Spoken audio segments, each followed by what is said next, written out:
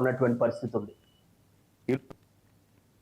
నిజామాబాద్ జిల్లాలోని లక్ష్మీ కాలువ, కాకతీయ వరద కాలువలకు కొంత నీటిని వదలాలని ఎస్ఆర్ఎస్పీ ఎస్సీ శ్రీనివాసరావు గుప్తాతో ఎమ్మెల్యే వేముల ప్రశాంత్ రెడ్డి ఫోన్ చేసి కోరారు.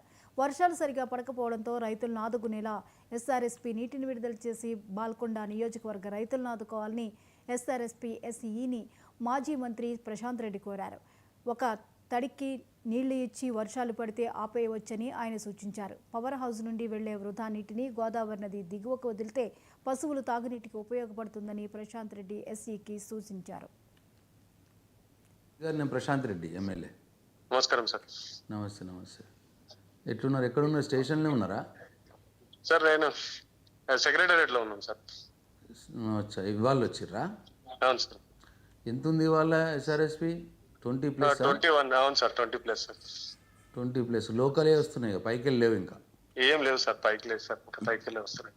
కానీ మన కాన్స్టిట్యున్సీ కొద్దిగా కాపాడుకోవాలి కదా ఎస్సీ గారు. మా కాన్స్టిట్యున్సీ సార్ మన లోకల్ కాబట్టి సార్ ఇప్పుడు 3-4 డిమాండ్లు వస్తున్నాయి.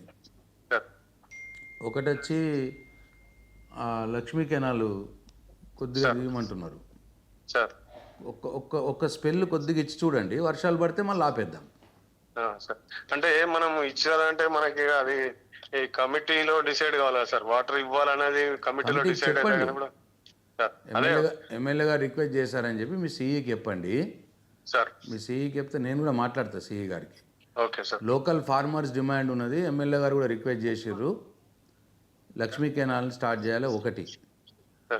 2, ఇప్పుడు మనం రెగ్యులర్ మన ప్రాక్టీస్ ఏంటంటే మా కాన్స్టిట్యున్సీకి ఈ కాకతీయ కెనాల్లో కొద్దిగా చిన్నగా వదిలేస్తే ఆడ గేట్ వేసుకుంటారు ఉప్లూరు దగ్గర. అవునవును సార్, ఉన్నారు సార్. ఆ గేట్ నీళ్లు ఉన్నాయి, సఫిషియెంట్ గా ఉన్నాయి సార్. రైట్, అదొకసారి మానిటర్ చేసుకోండి. ఓకే, అది 2.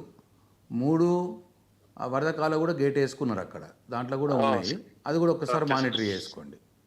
అట్లీస్ట్ మన లోకల్ కాన్స్టిట్యున్సీని కాపాడుకోవాలి, లేకపోతే ఫార్మర్స్లో వ్యతిరేకత వస్తుంది. మేము కిందనే ఉన్నాము, మాకేం లేదు అన్న వ్యతిరేకత వస్తుంది. నేను మీ సిఈ గారికి కూడా చెప్తా, మినిస్టర్ గారికి కూడా చెప్తా. మీరు కూడా ఫార్మర్స్ డిమాండ్ని మీరు చెప్పాలి.